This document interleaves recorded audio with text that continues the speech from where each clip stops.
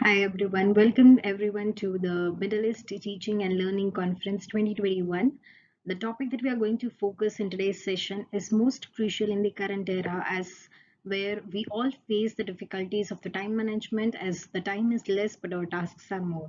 So my topic that I'm going to focus today is about managing the priority metrics, or I can say as we are managing our life priorities based on our personal and professional life. Before we enter into the topic, let me introduce myself. My name is Chandani Kengar, and currently I'm based in UAE. I'm a CEO and the founder of Teaching with Tech community group, where we share and explore the many ideas in the field of education. I'm currently working with GEMS Education as an accounting and business studies teacher since last 3 years. I've also been a volunteer, a resource person, mentor, ambassador, and trainer in the field of academics and non-academics. You can reach me out on my LinkedIn and Twitter account to keep yourself updated. And that's what I am. And yes, um, moving forward to the topic that I'm going to focus. And before I start this journey with all of you, the kind people who are here with their devoted time that they have taken out from their life, let's begin our journey today, and moreover during this session, please feel free to drop your questions via question and answer section in the on the app, and that will help us or me to connect with you people and answer all your queries. So my topic is about prioritizing our timing or our tasks based on the urgency or the importance that we give to them. And for that, let's look into what are the things that we are going to focus here. So as you can see over here, we are going to focus on four fundamental aspects.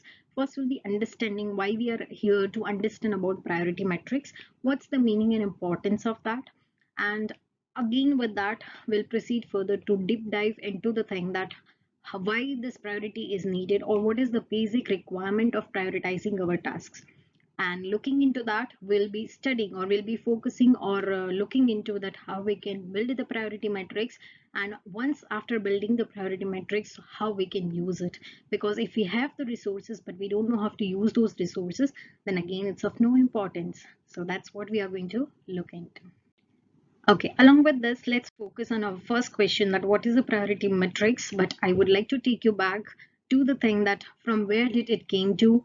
Um, in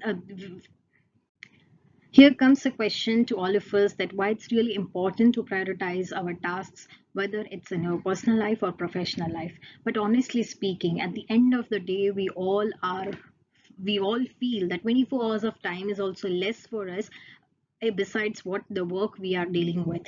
So that's not enough time area that we are getting, or we are not able to manage the things properly within those period of time. And that's why we have to look into that, have the priority metrics as an educator, as a trainer, as a profession, how does it helps us, and how we can take it forward to our research work also. Yes, so there comes a person, yes, there comes a person who has coined out this question of prioritizing the task, prioritizing our work, that how we can utilize our time maximum, and along with that, how can we get to the maximum output. So Dwight Eisenhower coined out the priority metrics. It's also known as action metric or the management metrics. And he was the one who thought that how we can bifurcate, as you can see on the screen also, the four quadrants has been created just to prioritize that which tasks are important and which are urgent also, and along with that which can be postponed or which are not that really important. So that's something we have to focus here, and based on this we are going to look into that how these quadrants are going to help us out to focus on the important task and the urgent task. Some of the tasks which can be delegated, some of the tasks which has to be done at the immediate action. So that's how we are going to focus on that. Let's look into the exit meaning or the criteria of prioritizing or the priority metrics. First thing that I would like to point out here is it's just a decision making and the management of the time. So here when we look into the priority metrics, the first thing that we are going to focus is about time management. The second thing is how we can take the business processes project based or the operational based decisions. It may be, as an educator, our plans are something else, our goals are something else, but our organizational goals may be something else. So if these both of them don't synchronize also, then also it creates a problem. So based on that, we need to customize depending on the needs of the organizational needs and the personal needs or the professional needs. Then we have to prioritize. So that's again we consider here in the priority matrix. We need to prioritize the things, whether it's a, what is the level of importance, it's whether it's a high level, low level, or the medium level. Based on that, we can point out that how these quadrants are going to help us. Then it helps us for the time management, as I already mentioned, from 1% of the team to give the larger corporations or the society or the business. So as a teacher or as a trainer or as a school leader, when it comes to our prioritizing priorities also, we need to focus that how this is going to help us and what are the priorities that we have to consider when it comes to the educational level. Analysis and decision making, again prioritizing helps us to decide what is the thing that we has to put it as a priority, or what are the things which are not going to be that useful for us at present, but yes, later on that has to be considered.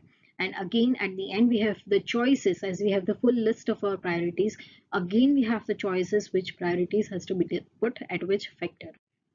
Now let's look into the next slide, that is about that is talking about the importance of priority metrics. So as you can see, the certain points of importance are given over here. So let me throw some light on that. Why as a professionals, why especially in the field of education we need the priority metrics. So let's look into them. First is given as prioritize the complex issues when the multiple factor comes up. So when we are in the school area, when we are in the premises, we come across lots of things. We have to prepare the home assignments, we have to prepare the lesson plans, we have to prepare the PPTs, we have the PDs to be attended, we have other clerical work that has to be done, corrections of the notebooks, and lots of things are there. But based on this, we need to understand what is our basic priority and what is the things that we can put it when we are free, or we can put it or we can postpone it for our leisure time also. So that's something we have to prioritize the complex thing, and we have to eliminate the tasks that do not add value at that point of time. So that's something we call as a second importance of priority metrics, that if the tasks are not adding any value, we can just delete them, we can just avoid them for a certain period of time and can look into at later point of time. Helps to understand or decide the break time that is needed, especially as an educator. Even I'm in that phase, so I know how much is the break needed for us and how it helps us once we come back from the break time, because that increases our productivity, that increases our efficiency, and that's why this thing is needed.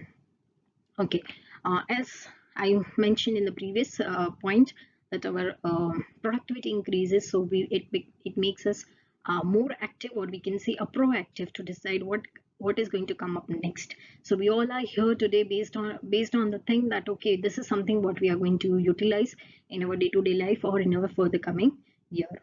Always we need to maintain one list.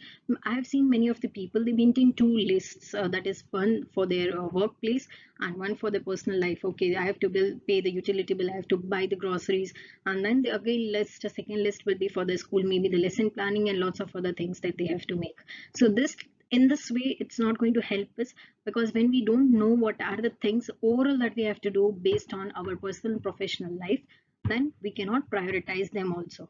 If I can pay the utility bill, even if I get 10 minutes of time in my school hours, I can pay the utility bill. That's not something that I can postpone it once I come back to home. Yeah, that is important, but that's not that urgent also, right? So in this way we can prioritize. That's why it's always delighted that, or it's increased that we need to always have one list that is between personal and professional life. So this were the few things that we can see, that these are the importance of priority metrics, and that's why we look into this area. Moving further, let's see the second point of our learning objective, that hitting the bull's eye. Now, what we are trying to exactly see here is, now we are going to look into directly the priorities that we have to fix. Now we are ready with the lists. So all these things are going to be considered, and beyond this list also we have other things that might come up on a later part. So it doesn't mean that this matrix or this tool is going to be so rigid. No, over a period of time, as in when we come up with something, we can add the points from there itself. So there is no harm in that. Let's make it a very simple and precise matrix which will help us rather than making us confused or troublesome. Okay. With this, I come back again to Eisenhower's decision metrics for the teachers. I'm going to show you that how this is going to help us, as he has mentioned clearly. What is important is seldom urgent, and what is urgent is seldom important. So this is something what happens with us in everyday life. Right? Sometimes we think this is not that really important, but it might be urgent also. And sometimes we think that's really urgent, but it may not be an important. So in this way, we can identify our needs, that where we want to prioritize what kind of. Okay, now let's look into how the quadrant actually work, or how we can decide what should be our priorities. So as you can see over here, if we really want to have success, or if we really want to achieve the success, we need to prioritize the things. So for that, we need to know what should be the productivity, what should be impact, and out of that, how we can remove the stress. So this can be a stress buster tool also, and it can be exactly the examples where the teachers or the professionals can use it, and the output can be increased with the limited time bounds that we have. So all the four quadrants, as you can see over here, they plays a critical role. They play a critical role. So I would just get a brief about this, so that when we, as an educator, or as in people in the field of education, when we are preparing the priority matrix, or when we are taking it in our personal life also, we can decide, we can understand how we need to prepare that. So the first thing that, or the first quadrant, is about important and urgent. That's something called as a firefighting a must. That is, this quadrant we cannot ignore at any point of time. This is a top priority, but yes, again, we have to be in the time box. So that's something we have to really, really focus, and we cannot deny, we cannot delay, we cannot postpone it. That's something the priority comes up here. So this is put as a first quadrant, that is important and urgent. Here we have to come back with our points. Here we have to come back as in when we are in the urgency, and it's important also. So then points that are mentioned here is be tactical. We need to be very precise. We need to be very well planned, or have the strategies that this work has to be done, and based on this work, how we can move on. There has to be a clearly defined outcomes also. See, when the priorities are there, the task is urgent, the task is important, then we should know what exactly is expected. Many of the time it happens, what we are expecting may not come up from our leaders, or may not come from our the head of the departments, or maybe the SLTs or somebody. But again, what are the real outcomes, what they are expecting at the end of the day, that has to be very clear from their end as well as from our end. Then we need to have the defined dates and the owners who will be responsible. Dates in the sense the timelines or the deadlines. As a teacher, I am very sure we all are getting the lots of deadlines and timelines. The regular pulse checks also, yes, we all have to do that also, because that's something adds value, or that's something we put it in our success criteria, or we say it is a very important and urgent task that has to be done. So that's something we are going to focus on the first quadrant. Yes, moving ahead to the second quadrant, that is again, it's important but not urgent. So that's again we say as an advancing should. That is here, as you can see, it has been given as must, should, could, and won't. So these are the four basic things that has been tagged over here, that can be utilized when we are putting in our quadrants, or when we are prioritizing our work. So first is ring fenced our time or the resources. We need to be again very precise. We need to be very strategic. We need to know what milestones or what targets have to be achieved, or what outcomes has to be achieved. We need to be a very irritative delivery, and we need to focus on learning and development. So many of the time we have lots of PDs to be done. We have lots of things to learn, which are high impact, which has a high impact, and which has to be done, or which should be done by the teachers or by the facilities, or maybe any person in the personal professional life. So that's something considered in the quadrant 2. Okay, coming back to the third quadrant. Third quadrant focuses on not important but urgent. Yes, busy work which could be done over a later period of time. It may not be that urgent, but yes, that's really, really important also. We cannot avoid it through a longer period of time, reject it, empower it, MVP, or automate, or delegate, or transfer. So these are the few things that, okay, when we are busy, we can either delegate the work, we can pass it to the others, we can empower to the others. And as a leader, especially the SLTs and these people, they just generally give the work to the team leaders or maybe the subject leaders, just to make sure that they are important. I mean, they are urgent, but not that really important for them actually to do it. So this is the third quadrant where we focus on saying that it is needed or it is urgent, but not that really important that it has to be taken into action immediately. Okay, moving to the fourth quadrant, that is not important and not urgent.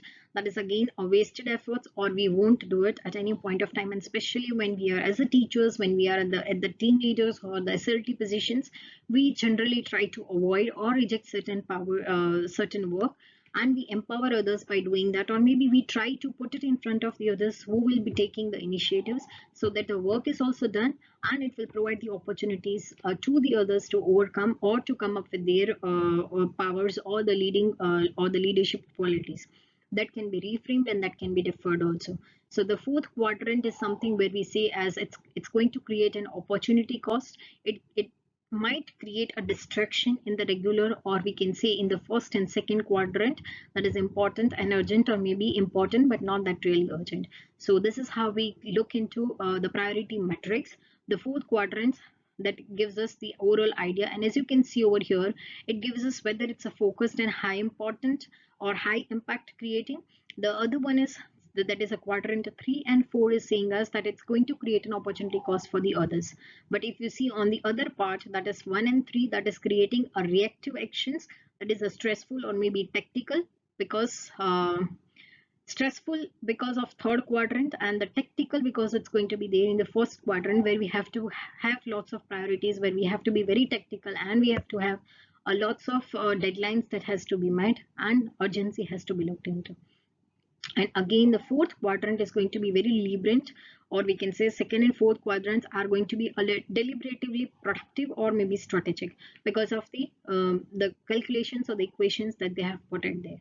So this is how the life priority quadrants, or we can say action priority quadrants or prioritization metrics can be looked into.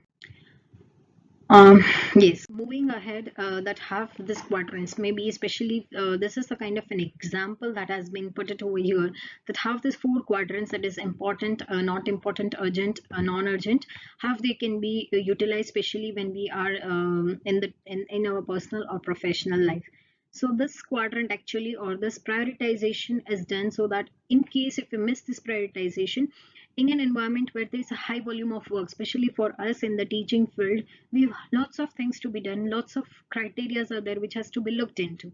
And when we forget those things, that which are the prioritized tasks, or which are the tasks which comes under the quadrant 1 or maybe quadrant 2, then it might create problem for us even in the longer run, or it might create a problem for us when it comes to the people to whom we have to meet, or to people to whom we have to submit the work. So in the work intake simply becomes a matter of starting the things and then getting into the end of that. And especially this happens when this is a valuable organization which needs a wider range of options and wider range of work to be done. And that's why they focus on the prioritization, they focus on the prioritization based on the work or the category of the work, and they really focus on how the greater segmentation is going to be useful for their output, or for the time management, or we can say the actions that has to be taken based on their requirements or based on their urgencies. So that's the example they've given here, so you can just go through that, and that will give you an overall idea that how we can create our own prioritization metrics over a period of time.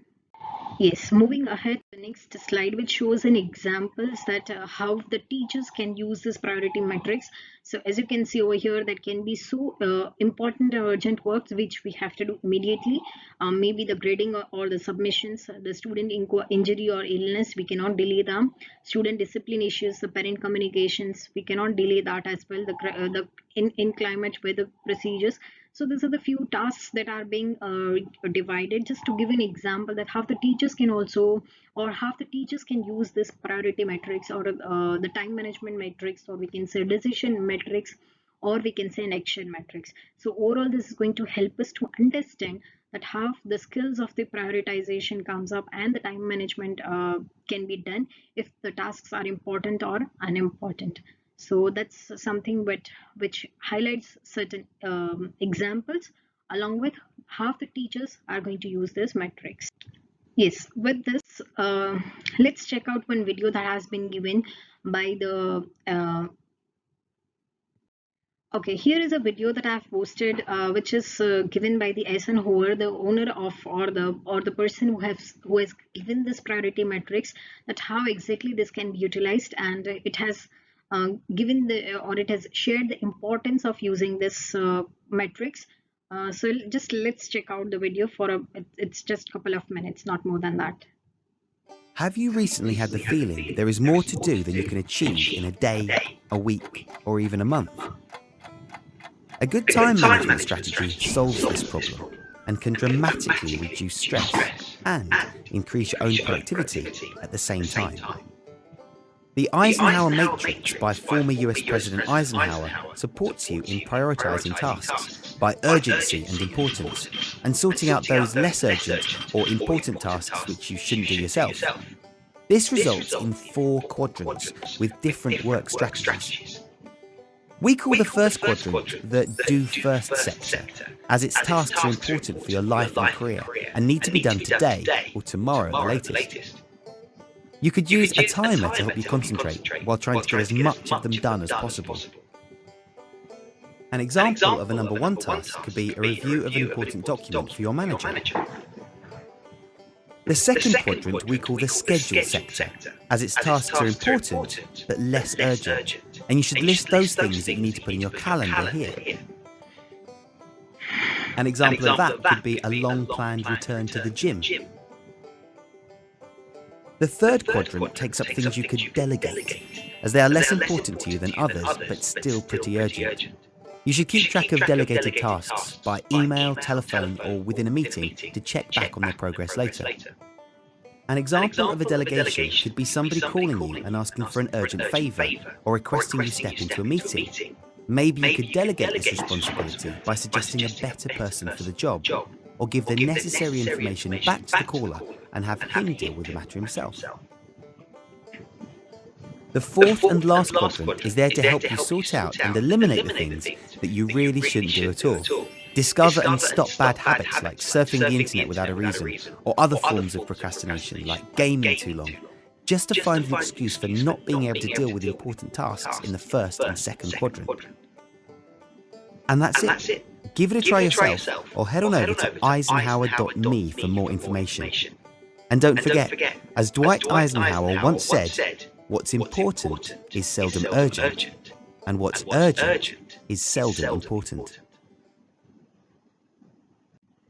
Yes, so that's how it functions, as you have seen in the video also, that half the priority has to be done. Have you recently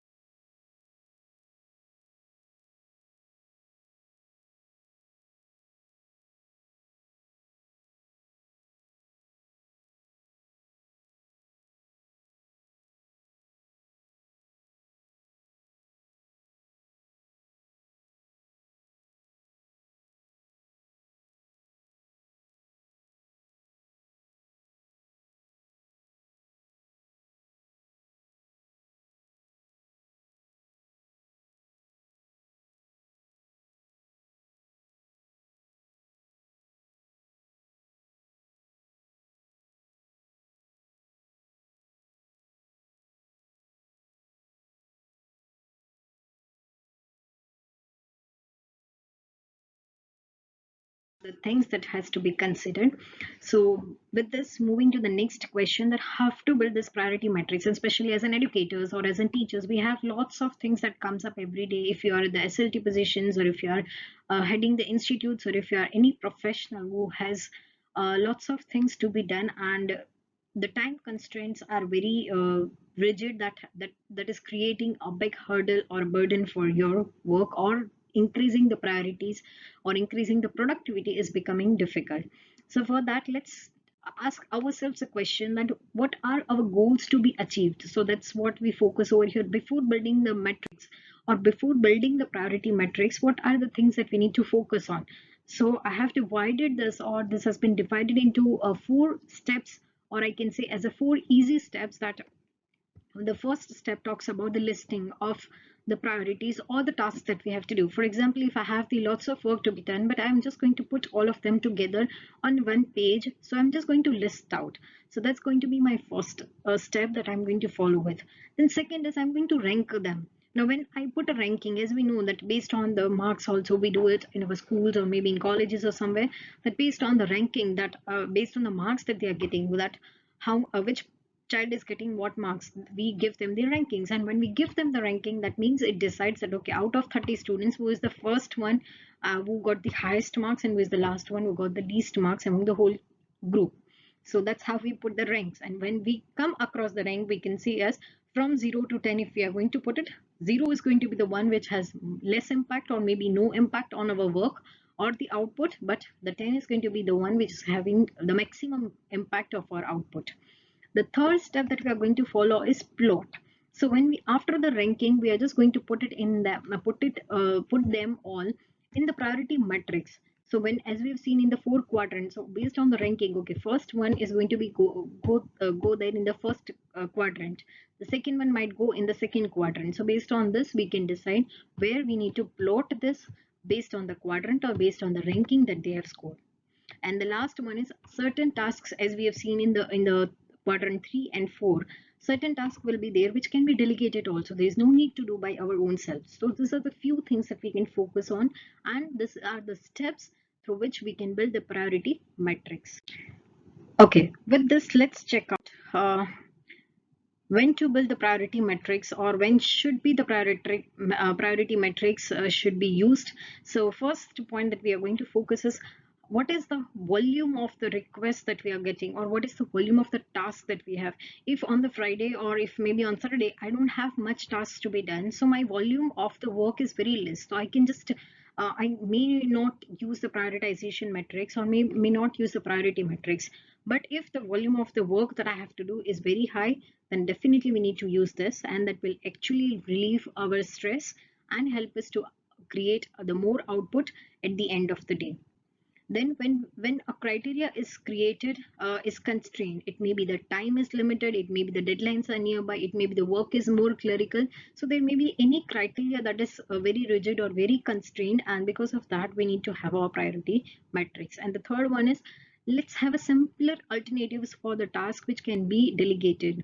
So if we have certain tasks which we can delegate, then definitely we should use the prioritization metrics, which will help us to understand which tasks are really important and has to be done by our own selves, and which are the tasks which can be delegated to the others also. So this is the basic things that we can focus on, that how or who should use the prioritization metrics, and when they should use the prioritization metrics. Okay, with this, we'll move to the last part, how to use this. Now we know everything. For example, we have done lots of PDs, we have done lots of research work, but we don't know how to use and when to use this. So then it is of no use. It's kind of it's kind of a thing that we have the knowledge, but we don't know how to use that knowledge or where to use that knowledge. So that's something we have to focus here. And for that, they see as everything is important when we actually look into, right? We have to do that, we have to do this, everything is really important when we look into. But actually, what is the thing that is going to relieve our stress, that is going to create our output, and is along or along with the synchronous, or along with the synchronization with our organizational and our personal goals. And then only it will be helping us to complete our tasks or our work, and that too within the given time frame. So, yes, when we understand this priority matrix, it's really important to understand the setting up and of an example. It's not going to be that enough. We have seen the examples in the previous slides, but I don't know that how it's going to be that useful in that way, because that example has been created by the person or the people who had their own priorities, who had their own tasks. But every individual has their own idea or own tasks, what they have to do and where they have to stand later on. So let's focus on the next point, that how effectively can we use this and make the life more easier to get the desired output. So as you can see over here, there are certain points that has been given, that how we can use this and how we can utilize in our day-to-day life, or how we can utilize in our daily hours also. Even if I get 15 minutes of time, what will be the best task that I can complete it, which requires a less time or which requires the time that I have. So this is how we can prioritize based on the multipliers, or the we can say a time multipliers, and that's into the thing that we actually are going to apply what we have learned till now. So first thing is capture everything. First, we need to have a master list. As I say, don't create two lists. There has to be only a single list which is going to focus on all the tasks, which is going to cover up all the tasks. So that has to be a master list. So once the master list is ready, we can break it into the different parts, maybe monthly, weekly, or daily goals that can be divided. The second thing that we can decide is what are the urgent and the important things. So based on the ranking, based on the plotting, we can decide where we need to put this task and where we need to prioritize this task. Later on, the ranking is going to be there. Then separate the task with the similar priorities. So again, there can be a different priorities that can be set. Okay, this is really urgent task, but along with this, I can complete the other task also. This happens with us lots of times. Even while correcting the notebooks or while carrying out the other things, we are completing the other things or parallel things that has to be completed. So this is something what the four things that has been covered. And then the fifth point is given as set a productive tone for the day by eating the frog. So that's really something important for us, that at the end of the day, we should feel like, okay, we have done some productive work. And that's what really I love for myself also, that at the end of the day, I should be satisfied that, okay, I have done something productive rather than just wasting time sitting with the colleagues or looking into the unnecessary things. So that's something I really focus on. Yes, cut out the good enough goals, as Warren Buffett has given a two-list strategy that you can just look into or go through it. So that's something again is really important. The next point is aware about let's make ourselves aware that which are the tasks which we really want to complete and which are the tasks which are really needed and which deserves our time. Lots of things that I really like to do is at the night time, when everybody is slept, when no disturbance, nothing is being noisy or disturbing for my focus to complete the task. So few things that I keep it fun every night so that I can do it as and when I get enough of time. So based on that, we need to understand which are the tasks which deserves our time and which are the tasks which we cannot. Just taking out the print, I should not be getting or wasting time, that okay, I will be doing in a free lesson. Even if I get 10 minutes of time, I can go and get the prints. So that's something we can prioritize. Okay, what we need to give the time, what are the things that we have to move focus on. And the last part that is given over here is prioritize your most important work during your productive hours. So that's what I say, that again we have to focus on that, which are the tasks which needs our attention, which are the tasks which really needs our focus, that has to be put in the particular time so that it helps us achieve our goals, and within that limited time constraint we will be more productive and more proactive as well. So this is how we use the priority metrics. And when we put the priority metrics, or when we set to build the priority metrics for our own self, these are the few constraints or few things that we have to look into, and then only we should focus on our priority metrics, because otherwise this is not going to be of any use to any one of us. Yes, so yes, I hope this has been a great, this has been of a great use to everyone. And yes, with this, I believe we all will be having our own priority targets, our own priority metrics, which is going to put our personal and professional life. Even you can go through the content that has been shared by the provider. Yes, so you can even look into the content that has been provided by SN Hover.